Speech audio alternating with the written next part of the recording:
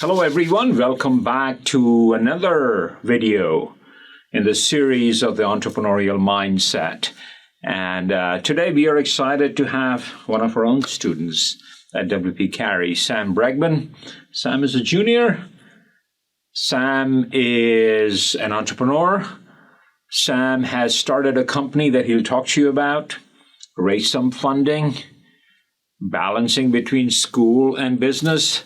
But without further ado, Sam, welcome to the show. Thank you so much. I will straight away jump in and talk to me about yourself. Talk to me. I know you've been a guest speaker in my class, and it was very well received, by the way. I'm glad. And so tell me about yourself. Tell me, growing up, was entrepreneurship something that you were born with, or was it thrust upon you? I think more so born with, but there was definitely some of it being pushed on. And what I mean by that is the Shark Tank watching sessions every week. Everybody seemed to talk about it. So that was fun, but I've always liked doing the unconventional. And I recall back in 5th or 6th grade, I remember having this feeling that I was meant to do something different. I had no idea what that meant, but I knew it was going to... How did you realize that? Was it a moment? Did you... I don't think there was a specific time switch. I just remember thinking back and kind of having this gut feeling, something brewing inside me where I was like, Sam, something's going to happen as long as you put in the work. And I stuck with that. And then in junior high, when I was in junior high, my brother was, I think, a freshman in high school. He began reselling Supreme and Yeezys and Jordans and all the streetwear stuff. By the way, both of the brothers are entrepreneurs, huh? You should know that. Both of them. And my brother had sort of brought me on as a contractor. So I was on my phone at 9 a.m. at Bogle Junior High trying to buy the new Supreme shirt or whatever was dropping. And then texting him, Max, here's what I just copped. Here's what I didn't. And then flipping the stuff shortly after, splitting up profits. The catch was we were splitting profits, not keeping them entirely. And so I was like, well, I have not a ton, but some capital I can use to start buying my own stuff. I know what to do. I'm like, why don't I just go do it myself? So I said, peace out, Max. Thanks for the apprenticeship. I'm going to go try to buy some of the stuff online. And ended up flipping stuff for, I think it was around 4 years, from 7th grade until my sophomore year of high school. This is in junior high? Yeah. All the way into high school? Wow. Yeah. And so I'd be in basically we had a soccer version of PE called Soccer Academy. And so some kids would be playing, I'd be in the hallway trying to buy a new shirt or something, and the kids would be like, Sam, what'd you get? But and that was the start, and then not quite entrepreneurship, but more so, I think entrepreneurship is impact-driven, because if you aim to disrupt and do so by producing massive impact, that's how billion-dollar companies are built. So who's your role model? Is there any? There's different people I look up to for different reasons. There's not one sole person who I look at and go, that's who I want to be. And I think in some ways it's almost not unhealthy, but I think it's good to not have one specific role model, because everybody's different. And so if you only look up to one person, only aspire to be just like them, true, you might end up becoming a copy of them and not the most authentic version of yourself. So who do you respect in terms of achievements? Yeah. Mark Cuban, I think, is great in some ways. See, that's a Shark Tank thing coming up again. Yeah. And then these are some of the more cliches, but Steve Jobs, not in his personal life, I don't respect that a ton, but in what he did from a business perspective and how he thought and operated is very interesting. Walt Disney, I've been listening to a lot of podcasts on David Senra's Founders podcast. Really, really good. He dives really deep into different founders and their backstories. Oh, Brunello Cucinelli, he's a really, really fascinating founder who's gone from making cashmere sweaters in the Italian countryside as a pretty poor Italian kid. Yeah. So now with a multi-billion-dollar company there. I think Musk is controversial. I think his drive to make the human species an interplanetary species is pretty impressive. I guess there's certain parts of each and every one of them that you admire. Yeah, but more so the ones who are the original creators of a certain operating method or way of thinking. Correct. And then when other successful founders copy them, there's usually something there. So I try to dive into those people. Yeah. And tell me about your parents. How did they take, both the brothers, starting with a hustle and building companies? Yeah, so they've supported us a ton. I could not ask for better parents. They never gave us free checks, for example. It's not like, okay, here's $50K, go build something. It was either, so we're Jewish, so our bar mitzvahs were sort of a capital raise of sorts. And then working kind of like these side gigs, anything from walking dogs to content production for some local companies to the flipping items. They were always there to support however they could from an emotional and time perspective. Yeah. And as long as we weren't doing anything stupid, like illegal activities. They taught you value of money. Yes. And very much that hard work pays off. Yeah. So my dad he works at Charles Schwab, and my mom is a social worker. So growing up, we had the financial sector and this very human impact-driven sector of social work. And with those coming together, I feel like it's really the ideal path, because you get the impact and you get I also need to make this work on a P&L or something like that. So it really turned out to be a wonderful combination. Now talk to me about your company. How did you come up with the idea? What drove this idea? And what is it that you do? Yeah. So I'll preface what I'm about to say with that. I actually did not come up with the idea. Somebody else. Okay. Somebody else came up with that, and I have done most of the execution. We began working on sports drinks, and I'll go back in time to my early childhood. So I've been an athlete my entire life. I played club soccer for 6 years, and I stopped that in my freshman year of high school. When I was 12 years old, though, I developed a chronic illness called POTS that affects my autonomic nervous system. And from 12 to 16, I knew something was off. I wouldn't always feel great in class, but I felt good enough to still live a normal life, hang out with friends, play soccer, all that kind of stuff. But then when I was 16, I suffered a concussion from a capture the flag game, funny enough. And that led to a rapid deterioration in my health for about 9 months, starting in the summer of 2020. So by November of 2020, I was bedridden for a month. I never thought I'd be able to run or walk again, and I almost died. And throughout the entirety of this period, we have no idea what's going on. Doctors are telling me, Sam, we don't know how to help, or you're fine. But when you're sick and you know something's wrong, those answers don't do a ton for you. So we kept looking, and thanks to one of my mom's high school friends, actually, we got in contact with the Mayo Clinic.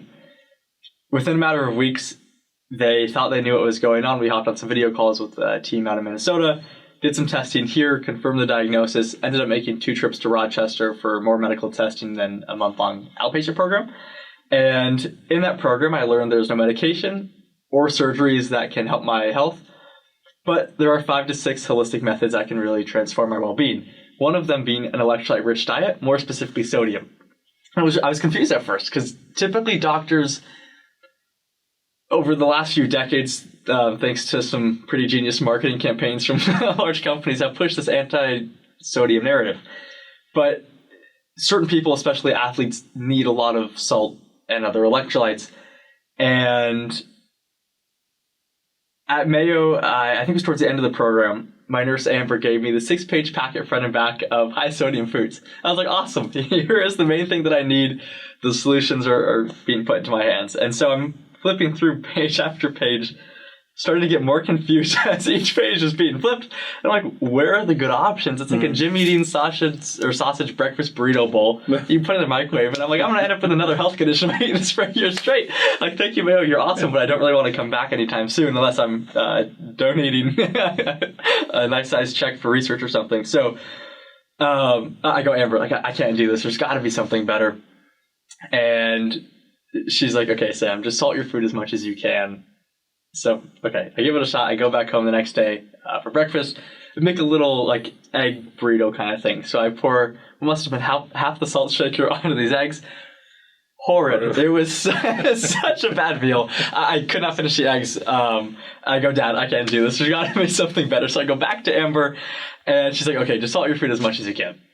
So I'm like, okay, but I still don't feel like I was getting enough. It felt like I was compromising when I didn't really have the room to be doing that. So I graduate Mayo, doing way better. I'm able to run and walk again, learning how to manage my condition, potentially beat it. So that was huge, but there was still that opportunity that was there to find or make something better. And so I get home and I start scouring all of the local retail stores, Fry's, Whole Foods, Sprouts, Walmart, looking at online shops, trying to find an all-natural electrolyte-rich product. I couldn't find it. Yeah. And I remember standing in the sports drink aisle at Fry's in Chandler, and I thought to myself, if the solution doesn't exist, I'm going to build it. And that began the journey of what's now known as Melts. What we're calling the new era of electrolyte delivery. We're really trying to build something new in this space and address issues that have been existent for the last 55 years since Gatorade launched and haven't been addressed. So it started freshman year in my dorm room, whipping up this sports drink of the future. I had these 5-gallon like Home Depot buckets that I was whipping the drinks up in with like a milk frother. It was like one of the Walter White like meth lab scenes practically. All these powders, the scales, whipping it up, and then it tasted horrible. So I was like, maybe we have something. Batch after batch, making some progress, but it was still not good by any means. And then fortunately, one of my cousins, who's also a pharmacist out of Australia and an advisor, I think we had spoke because I was thinking we were trying to raise or something like that. I was like, okay, let's turn this into something. And he goes, Sam, this is an imitation product. Do something else. And I go, Robbie, I completely agree. Time to pivot. So then we switched to bars and gummies, both of which I made in my your room. Yeah, that was in my kitchen at my house. Oh, kitchen. Summer of I think 23 that was. Both very gross as well. And so I'm like, the problem's here, but the solutions are not working out. And I've been meeting with some other founders trying to get feedback and thoughts for things we could do.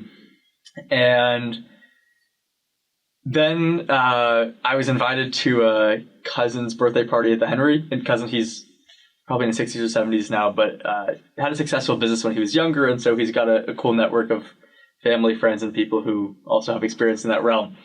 So I'm talking with this one guy, and he's telling me how he flies East Coast to West Coast for work every week, and he's always getting dehydrated on the planes, and he's taking this supplement and this pouch and the whole supplement game. And so I started talking about the electrolyte stuff, and he goes, have you ever heard of a sublingual strip? And I go, a what? I was like, I have no idea what that is. So, of course, I asked him to tell me more. And we start going into this conversation of what it is. Maybe it could be something with as a means for electrolyte delivery. I leave that conversation feeling very excited. We might actually have something better than my gross bars, drinks, and gummies. I dove into research for basically the next 3 months, trying to figure out what is the science behind this? Could this be a viable product? And everything in between that I would need to know to turn this into a company.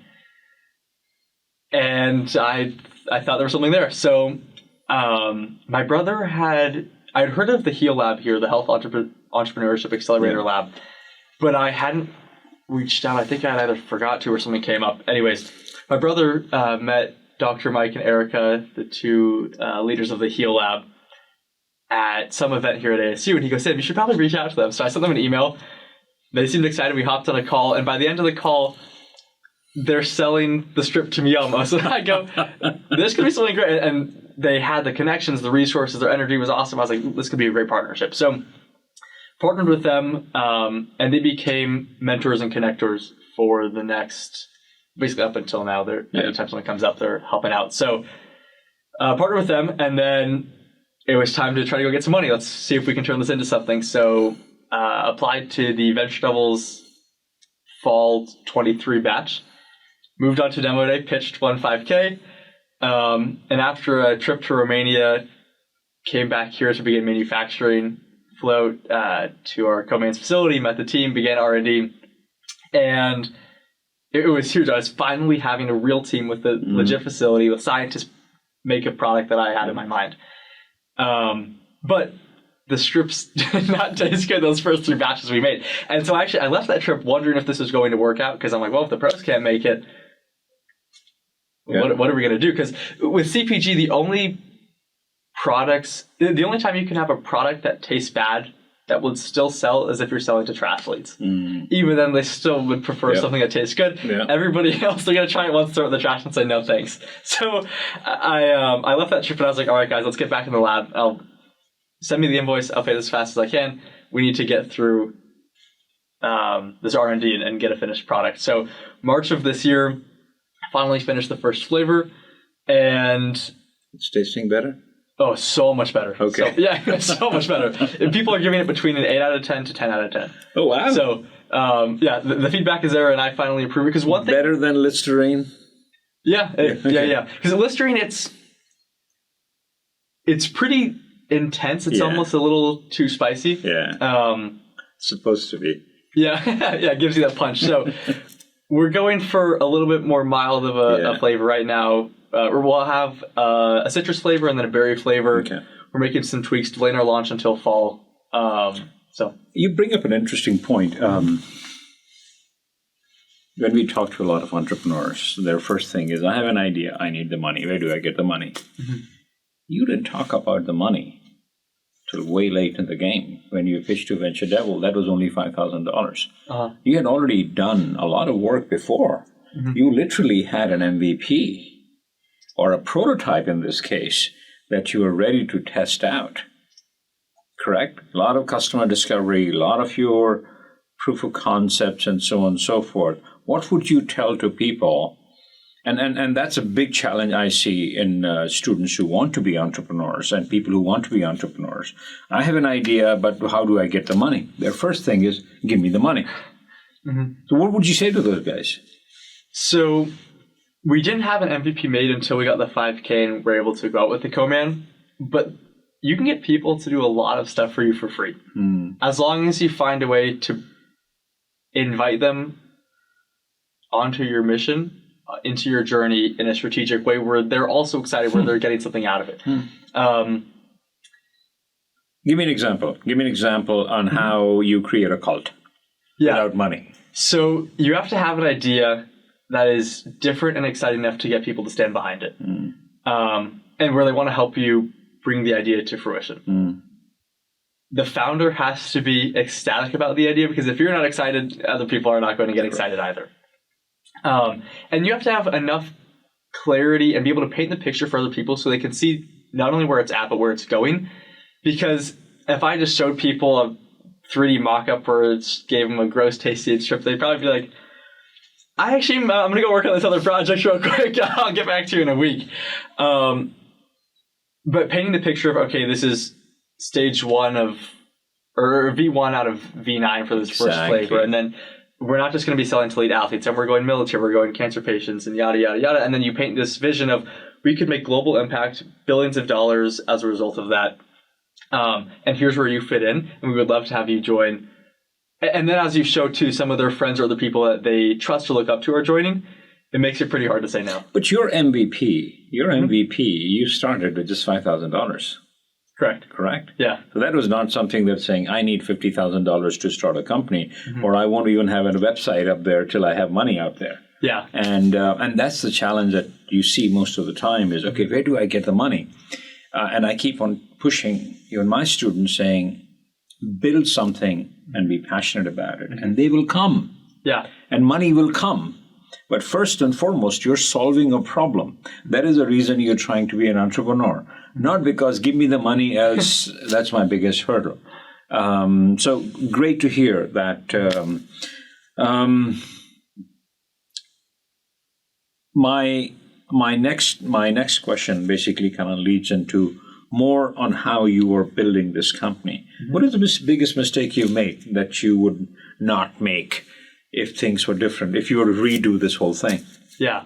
Actually, so one thing I'm going to add in real quick. I don't think I fully described what exactly we're building, so I'll just give a super fast absolutely. Summary. So basically, so my company Melts, we're building a Listerine type Listerine strip type product, but instead of breath enhancers, You get electrolytes up to 15 times faster than something like a Gatorade.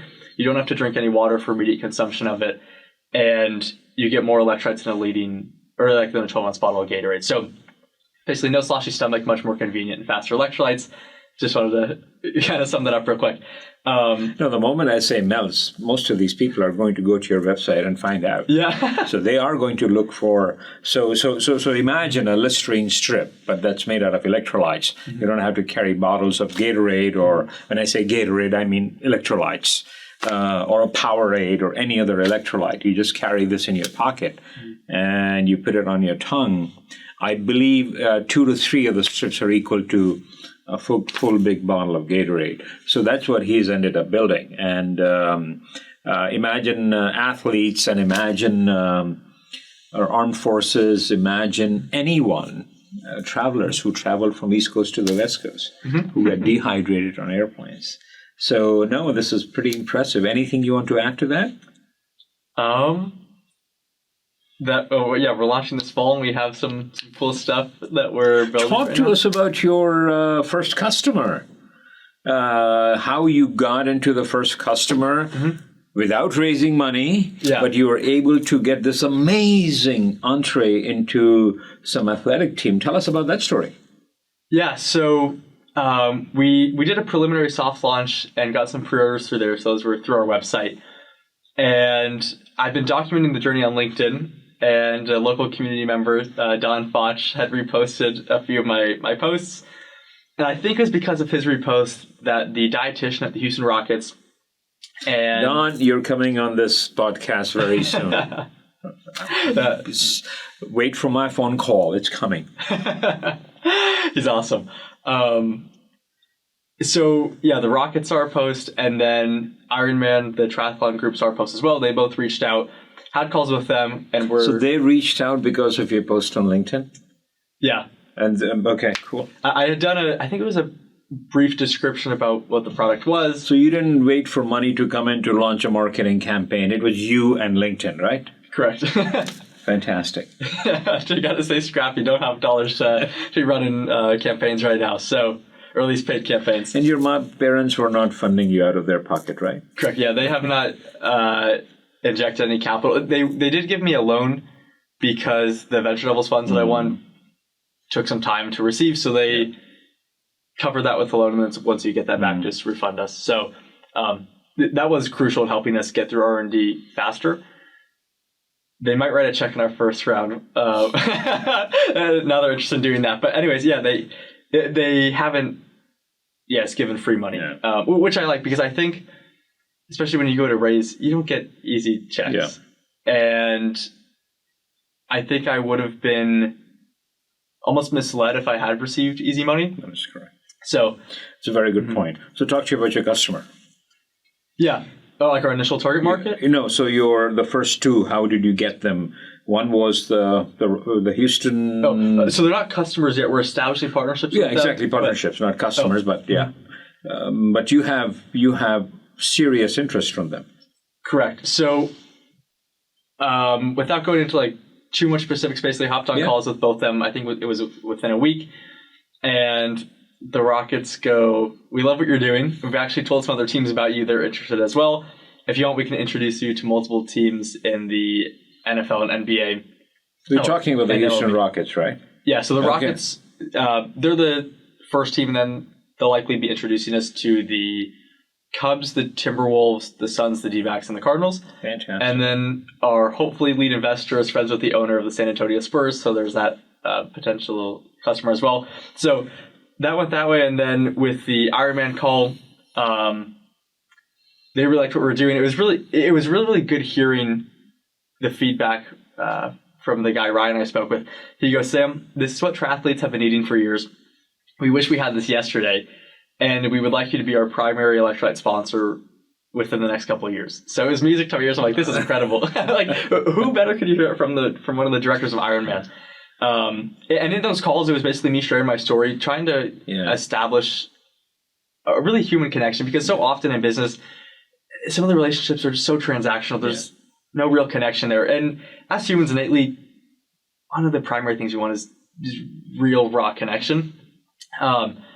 And I found that as I share my story really to the depths of it, people connect. The guy at Ironman shared that he had gone through some of the same things that I had experienced. So we really clicked on that.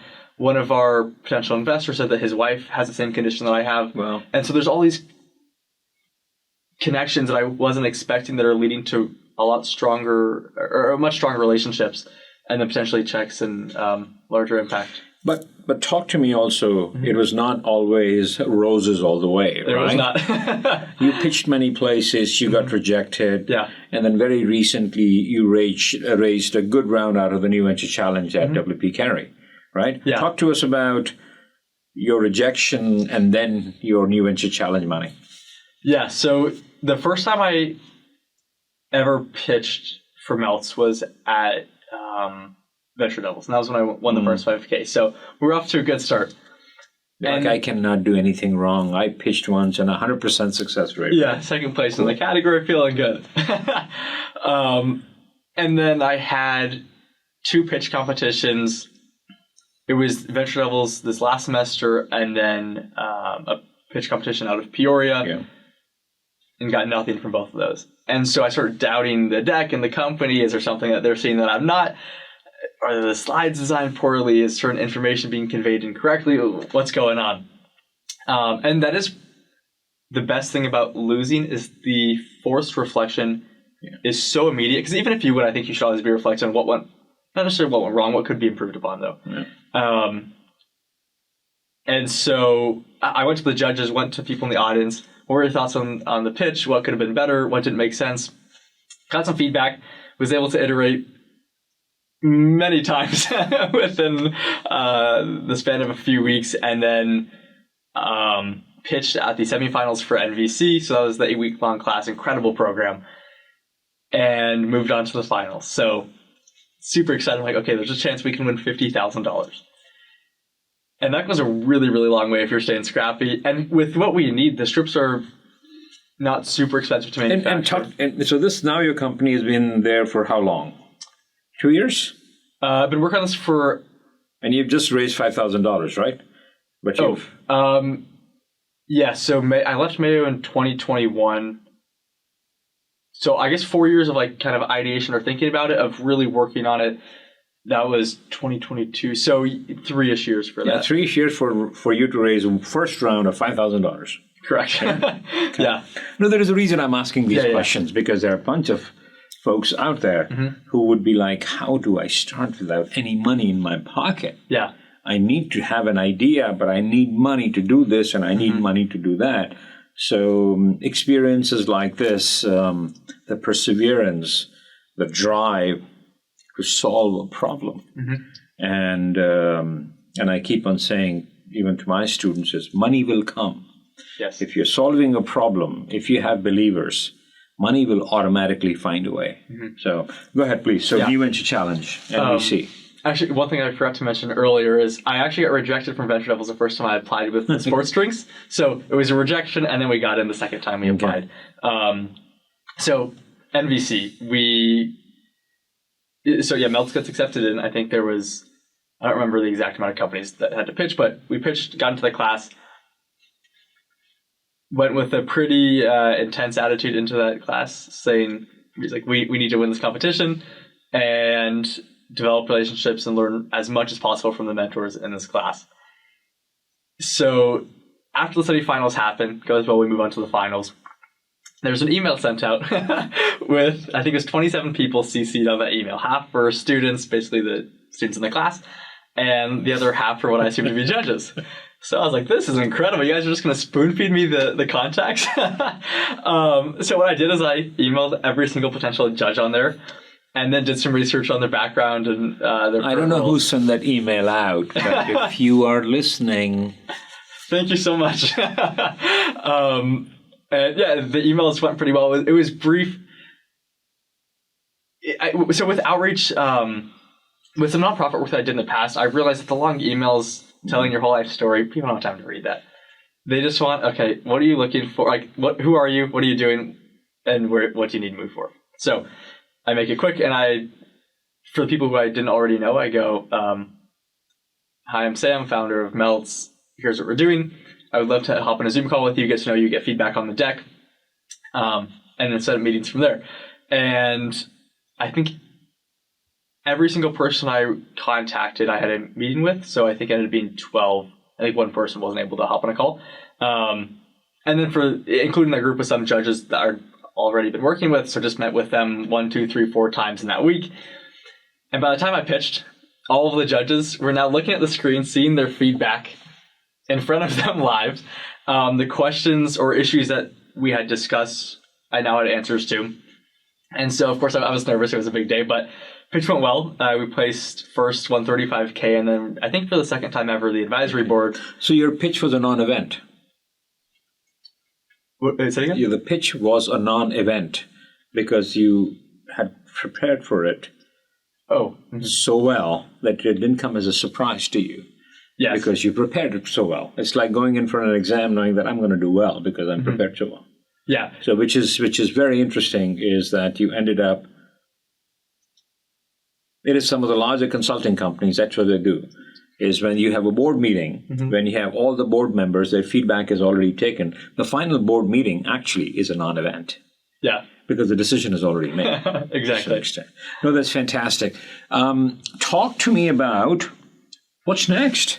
You raised $50,000 from our New Venture Challenge at WP Carey. Where do you go from here? Yeah. What's the aspiration? So the goal is to build a unicorn. Yeah. And I say that because if you can hit $1 billion plus, you're producing an incredible amount of impact through that. So that's the driver. But then the question is, okay, how do we get from where we are now to all the way up there? And the next steps are prepping for launch. So we're undergoing a rebrand, making sure our packaging, our branding, website, all of that is super strong. So when people first engage with Melts. So just one more comment I'll make. The Melts package, if you go to Melt and see the packet, that was not done by any creative agency. So he was also the creative director for design of the package and everything. So as entrepreneurs, wear multiple hats, Yes. from janitor all the way to the creative, to the CEO, to the CFO, personification. So congratulations on that. But let's talk about what are your big plans now? Yeah, so we're changing a few things on our manufacturing front, getting that set up so the operations are really, really strong, doing a little bit more R&D so we can launch with some more SKUs. Maybe working on some new packaging. We'll see if we can cook something up there. So branding and R&D, making sure that stuff's strong. Of course, getting the financials and legal and everything set up as well so we have strong foundations. Included in that is our financial model. A huge thank you to Jim Waldrop. He is an incredible advisor who has helped us build that. It is one of the most impressive tools I've ever seen. And that's guiding our raise. So we're getting ready to go raise. With that, and more broader, when people are looking at entrepreneurship, right now it's really sexy. It's fun to be a founder and post, I just raised my pre-seed on Twitter and all that stuff. But your company doesn't make money from being sexy. It makes money from being a good company. And in that, we're starting to get more precise as to how much we will really need for this pre-seed. I need to do a few more things in the financial model, change some assumptions, but we're closing on the number, and it was large, or it is likely going to be larger than I was originally thinking. So I was kind of running some of the numbers, and I go, oof, we're going to be giving away a lot more of the company than I was hoping to at this pre-seed round. We can't afford to do that. So yesterday, spoke with Jim, trying to figure out some strategy, and he goes, Sam, there's a few things you can do. You can give away basically all of your company right now for not a ton of money, but you'll have all of it right now. You can split it up into 2 phases, and let's say if the total round is 500, you can raise 100 right now and the other 400 later once you have some more traction.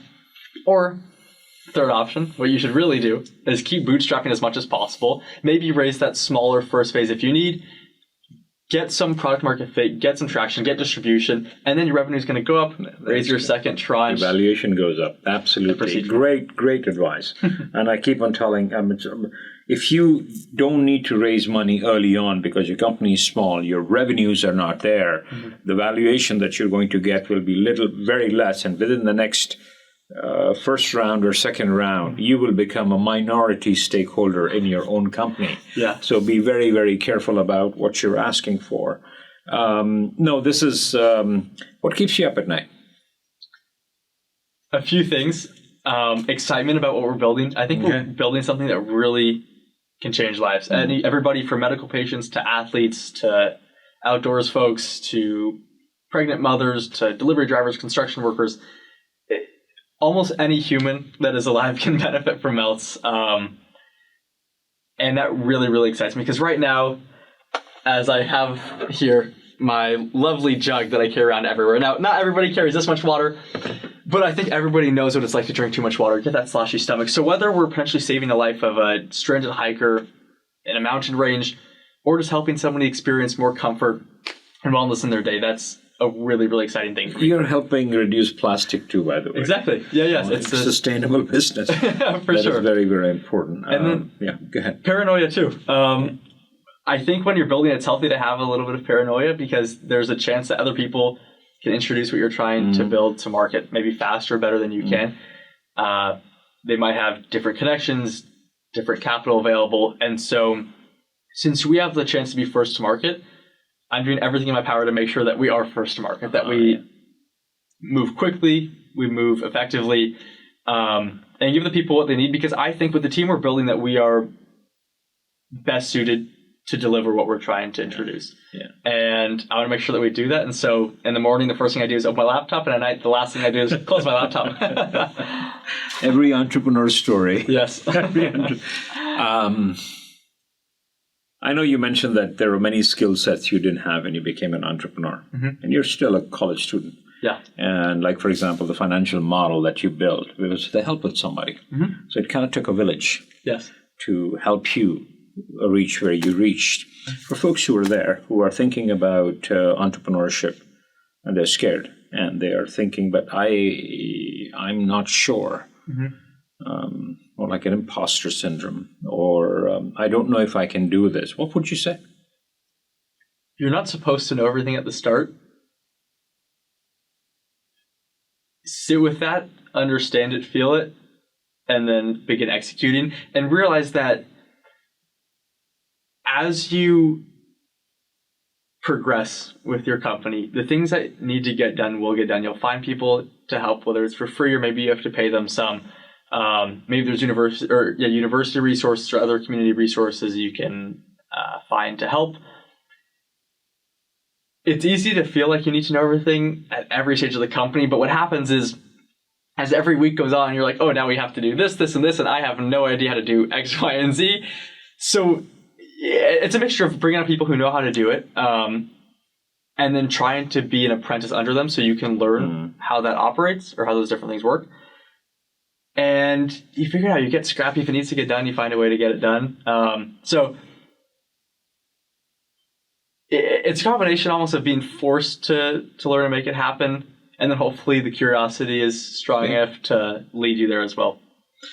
Thank you. Thank you. So Sam Bregman, the future decacorn, unicorn. And I've told him, when you become that unicorn, the invitation is open. Come back and tell us and show us all the accolades as well as the arrow marks on the back that he has received, and tell us all the gory details of their journey.